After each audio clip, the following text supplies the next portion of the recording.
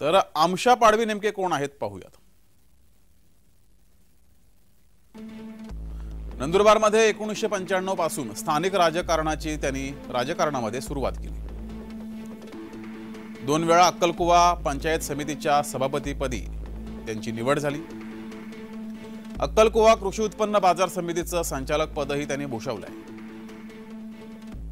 सामाजिक संघटनेच्या माध्यमातून आदिवासी समाजाच्या विविध प्रश्नांवर त्यांनी मोर्चे आंदोलन केली आहेत। 2014 ला शिवसेनेत प्रवेश केला तेव्हापासून जिल्हा प्रमुख म्हणून ते काम करत आहेत। 2 वेळा विधानसभेच्या निवडणुकीत पाडवींचा पराभव झालाय।